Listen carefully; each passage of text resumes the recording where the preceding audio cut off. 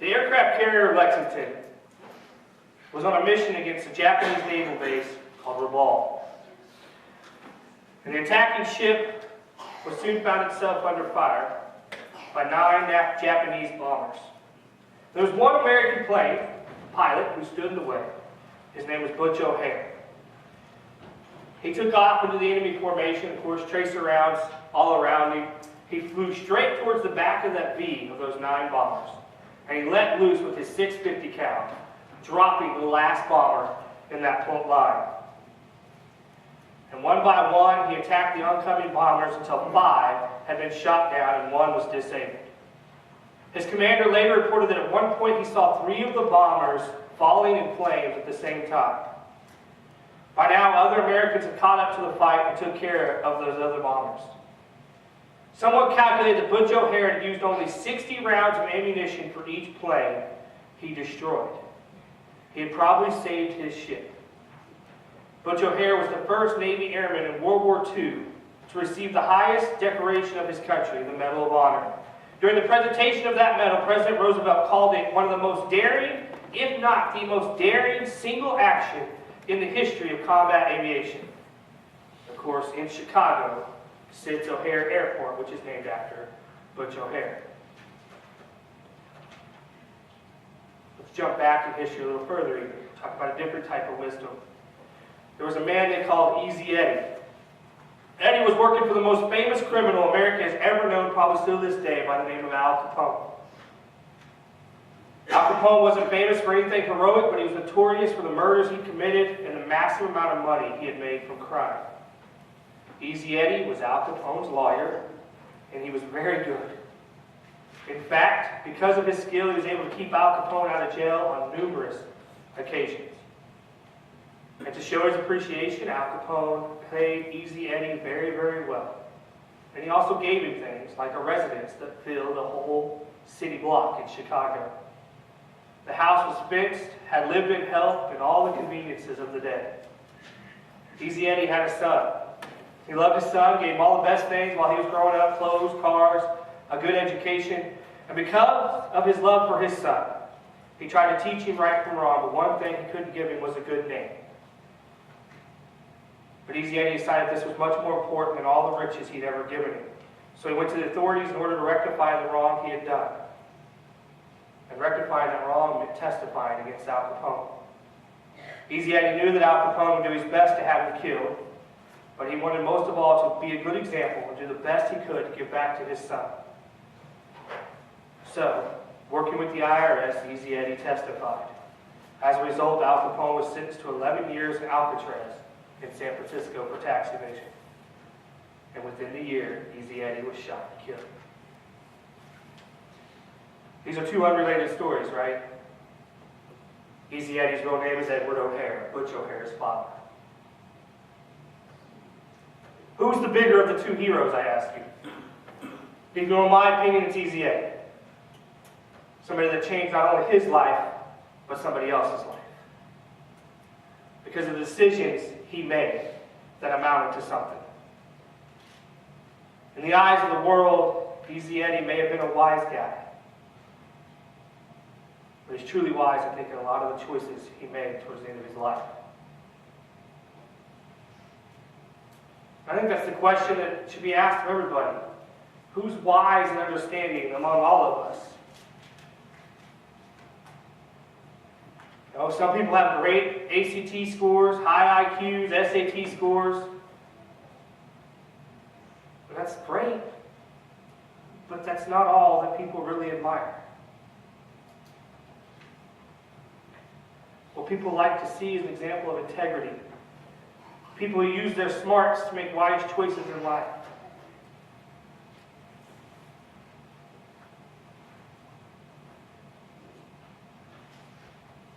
Sometimes that's tough. The choices we make in life are tough. I never took the SAT. I was told I didn't need to, so stayed away from that test. Scratched that one off my list. When I took the ACT, I did those things. Tried to maintain the best I could through college, or through high school. And it wasn't until I got to college and started studying Scripture and understanding something that all of that meant nothing apart from wisdom of God. That the 30 on my ACT didn't mean anything. It meant absolutely nothing. I mean, I felt like, as a junior in high school with a 30 on my ACT, my class, I was pretty darn smart, right? It didn't amount to anything. It didn't do me any good once I began to study Scripture and understand what God required of me as a human being. I want to talk about that a little bit today as we go through James. Dean hit on one of the highlight verses within the section we're going to read, but we're going to start with verse 13, and it's on the screen for you today if you would like to follow along. It says, "Who is wise and understanding among you? Let them show it by their good life, by deeds done in the humility that comes from wisdom. But if you harbor bitter envy and selfish ambition in your hearts, do not boast about it or deny the truth. Such wisdom does not come down from heaven, but is earthly, unspiritual, demonic. For where you have envy and selfish ambition, there you find disorder and every evil practice. But the wisdom that comes from heaven is first of all pure, then peace-loving, considerate, submissive, full of mercy and good fruit, impartial and sincere. Peacemakers who sow in peace reap a harvest of righteousness." I want to point something out with James real fast before we go any further. We're going to talk about it a little bit more. But such wisdom does not come down from heaven, but is earthly, unspiritual. Remember a couple weeks ago when I told you, what does James say to people? Even the demons believe it. James has no problem calling them out and giving credit where credit's due. Okay? I want you to understand that right now before we go any further. He's got no problem giving credit where credit's due. So let's talk about the hard side of what James says. The messy way. How to mess up your life. It's basically what James says. You want to mess up your life? Here's the 101 to do it. Adopt a selfish focus. Become bitter. Have bitter envy. A gnawing desire for what others have. Have selfish ambition. Not just striving to accomplish something, but striving to get something for the me in life. Christians are not immune to this.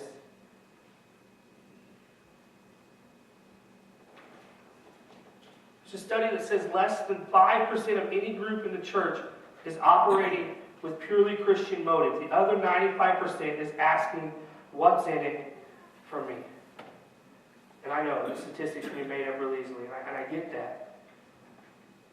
But standing where I stand in churches that I've been in, I see it. There's a mentality of what's in church for me. What do I get? Not what do I get out of it, but what do I get, period. Not am I gaining anything spiritually, because that's not the question we're asking. The question is simply, what's in it for me?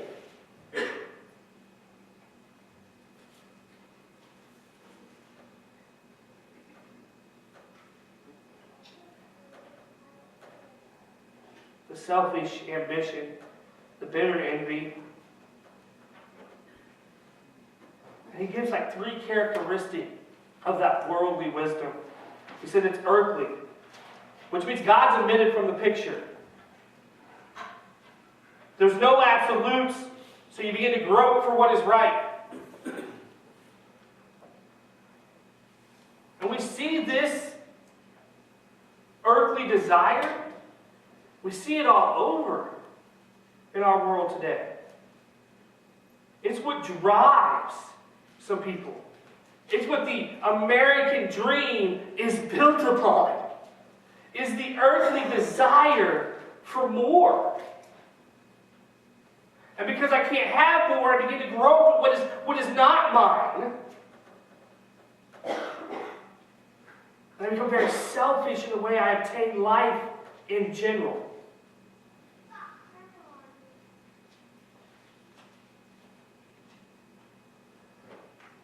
James calls it unspiritual. Literally, the Greek word meaning becoming like animals. Makes makes the survival of the fittest instinct fit in right here.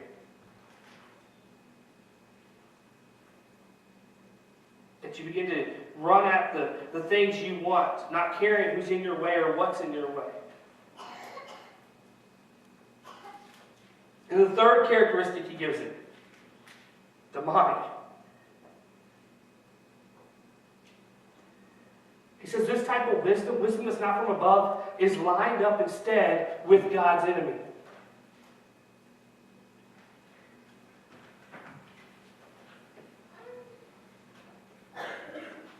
Guys, this type of mentality is growing faster and faster in our world, in our nation today. It's becoming more and more rampant. Whether we want to acknowledge it or not, this way of thinking, the what's in it for me, what do I gain, is growing so fast. To the point that if there's nothing in it for them, they don't even think about doing it. They don't even care to venture down that path. There is so much more to life than the eye of the subject. There is so much more involved in growth with God, growth with your family, than you. And I know that's blunt, but it's true. This life we live, this story we're helping God build, isn't about me. It's not about you. There is a much bigger picture to life than that. There is a much broader horizon to look at than that. Because the truth of the matter is, the me dies in the end.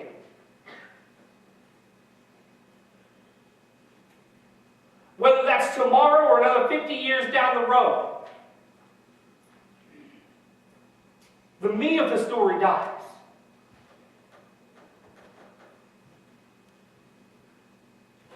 So that's not an absolute truth. Because an absolute truth doesn't die.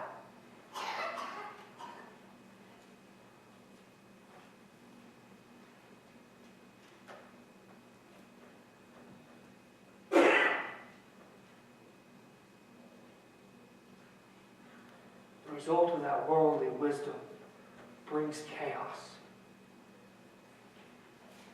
That unbridled envy, that selfish ambition, they lead to disorder and it leads to evilness in your life. And since everyone begins to be out for themselves, relationships break down.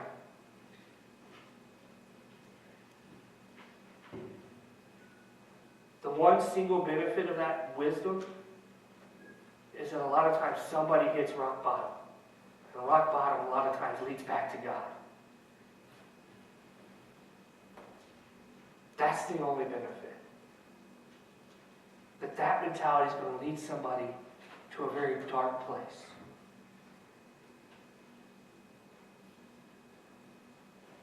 So let's talk about the unmessy way, heavenly wisdom. It's not everything that God knows. Let's just go ahead and clear the air of that right now. Okay, because when we think of heavenly wisdom or godly wisdom, it's something we will obtain down the road. And that's not true. If that was true, why does James mention having it now? Why does Christ mention having the wisdom of God? Okay, it's not understanding that everything that God knows. I mean, so imagine this being, and this is the illustration that's used a lot. Imagine you're in a train station.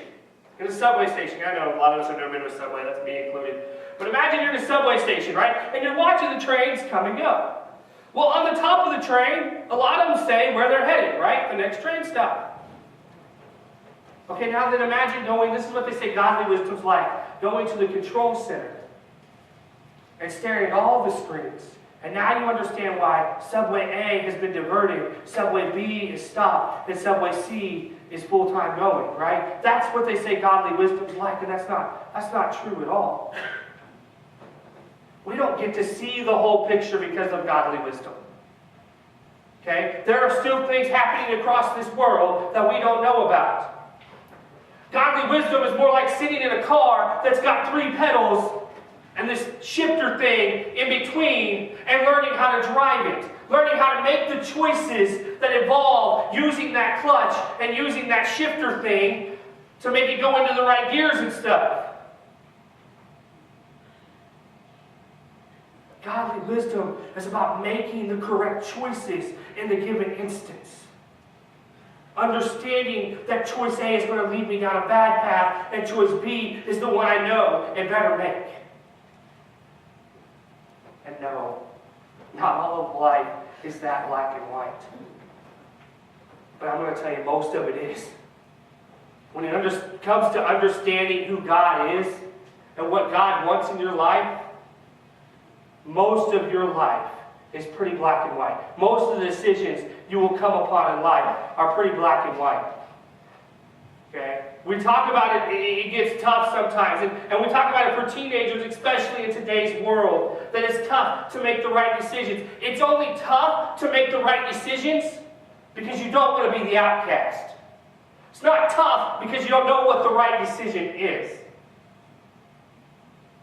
To party or not party, I know what God would tell me to do. Right? I mean, it's really not. And a lot of our decisions are that way. Now, you will come to parts in life that aren't. You will come to those instances in life where you have to pray to God, hey, you need to make this one black and white because I'm really confused right now. Okay, you need to shut one door and swing the other one like wide open and make it like 10 feet wider so I get that that's where I'm supposed to go. And so I'll fit. Fun. But it's true. You will encounter those times. But godly wisdom doesn't mean that we know everything God knows. It's simply built on being able to make the correct choices. It's understanding that a red light means stop and a green light means go. It's understanding the rules of traffic in life.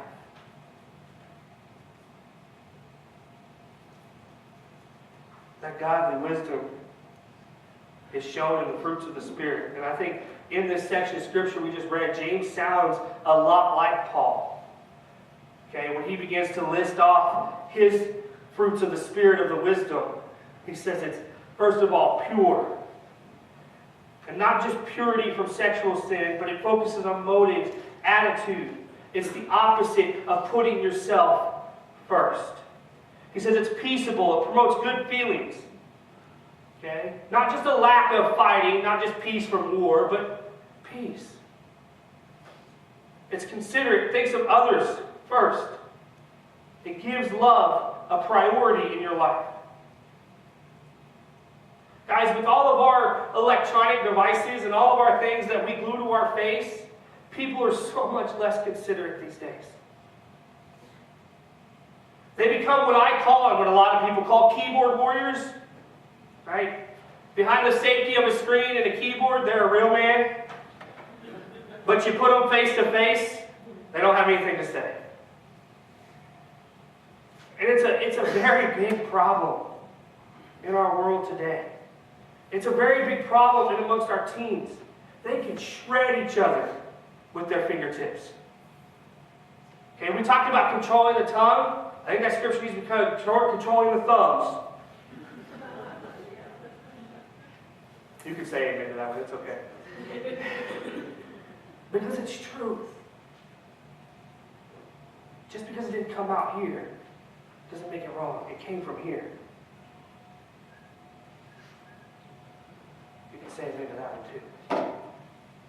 Guys, we live in a world where being loving and considerate is an afterthought. That's not godly wisdom. That's not wisdom sent from above. That's got one of those other three characteristics tied to it that people don't like me to admit to. Submissive, teachable spirit. You don't have to insist on your own rights all the time. Full of mercy and good fruit, giving to good people when they don't deserve it. Goodness just isn't part of who you are, but it begins to fill you. You become impartial. You treat people fairly. You don't pick favorites. And you become sincere. Literally meaning non-hypocritical, not fake.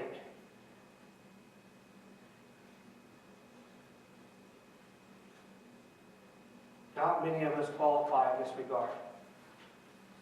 And to be honest, I think sincere is where, considerate parts becoming more and more, but sincere, I think, is where a lot of Christians fall short.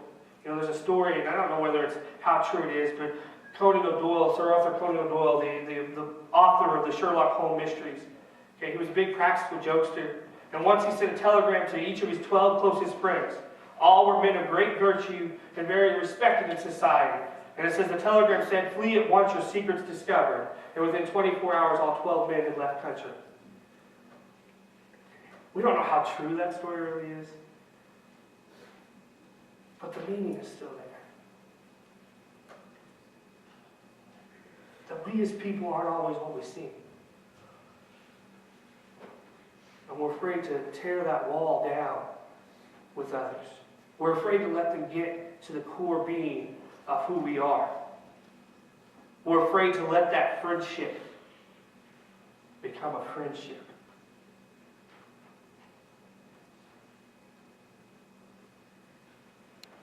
Peacemakers sow in peace and harvest righteousness. Peace, not conflict, should be left in our wake. That when the me of the story dies, peace is what's left. And that righteousness results. That the wisdom of our life brings people together. That us, Christians, those who seek heavenly, godly wisdom, that when we're around other people, we bring the best out of them.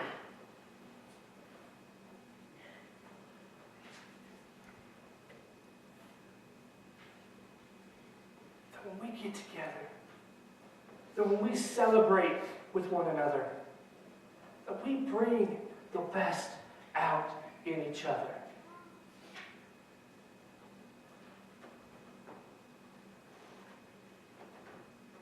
Guys, we can all talk about two different people that we could put in a room together and we could watch the feud begin. Better yet, we all know two Christians that we could put in a room together and watch the feud begin. Why is that? Is that heavenly wisdom built into those people? Because I'll be the first to tell you, there's probably a few Christians you could lock me in a room with and watch the feud begin. Is that heavenly wisdom filling me at that time? No, absolutely not. Is it a lifelong battle to stay that connected to God? Absolutely believe it is. Because until the me dies, I'm a work in progress.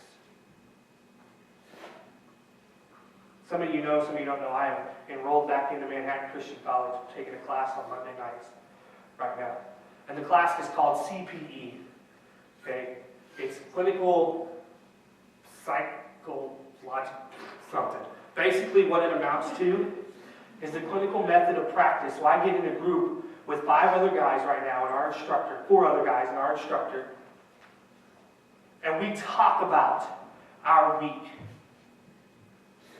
Okay? We give direct illustrations of things that have went on in our ministry, and I get to listen to them critique me on how I handled certain issues or certain things about my pastoral care or counseling.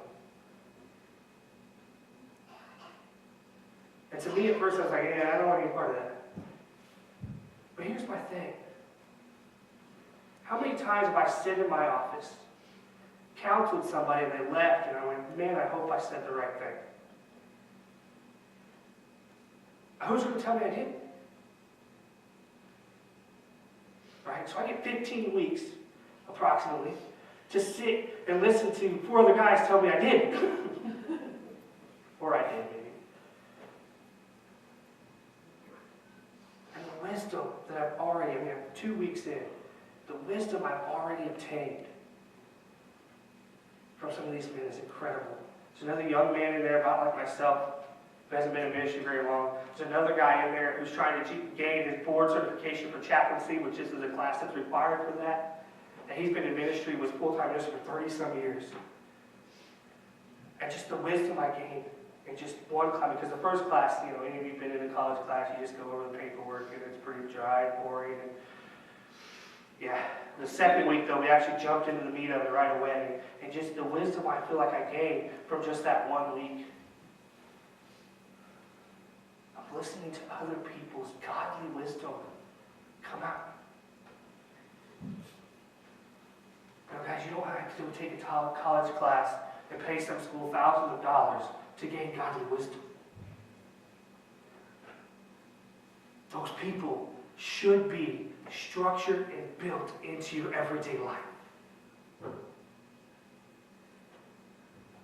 And if you can't find those people, I know a book that's hundreds of pages long that should be built and structured into your daily life.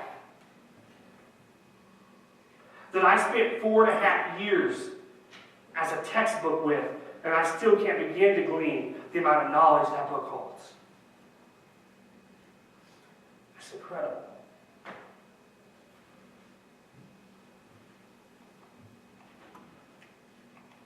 People, I'm sorry.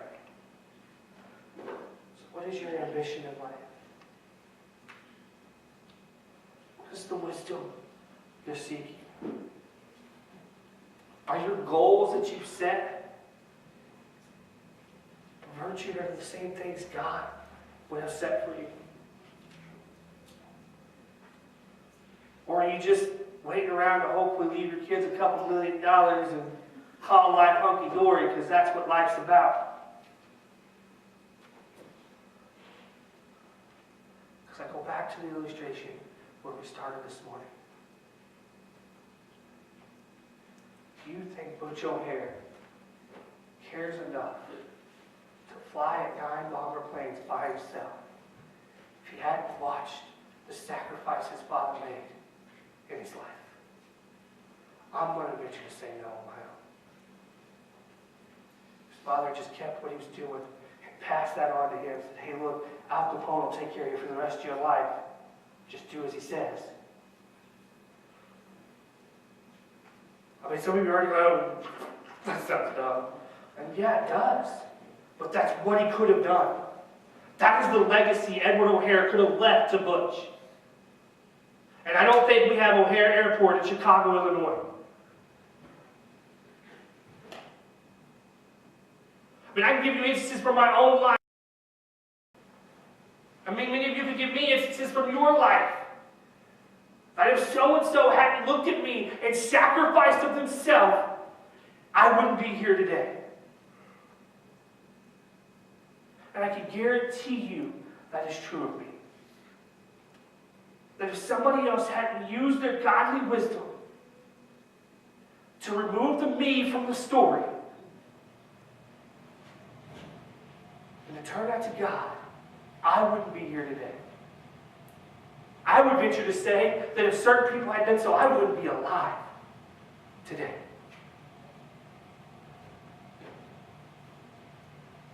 But I am. Because some people were compassionate, sincere, peace-loving enough to give of themselves. What is your ambition in life? What are you striving for right now. I don't mean, okay, my ultimate goal is to one day switch what I'm doing, but for now, what is your ambition in life right now? Because if it's not to seek and promote heavenly wisdom, I would ask that be your challenge. To get rid of the me.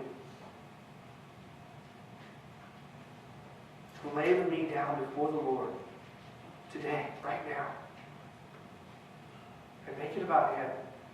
Make your life about living for Him.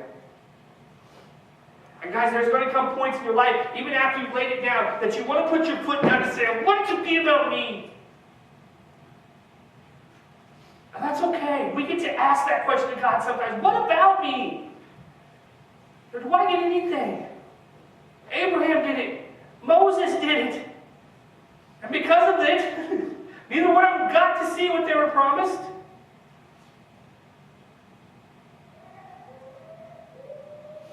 But that's the part of life we get to. We're okay to ask those questions. If you're bold enough to put your foot down and ask those questions, you better be bold enough to accept the answer. Because it may not be what you like. It may be Him going, all right, you ready? Let's take this, and let's take this, and let's take this. Now stomp your foot and ask me. Because I will gently remind you that it was about you. You just weren't paying attention. There's plenty of blessings and things along our life that we don't see, that we don't honor God for.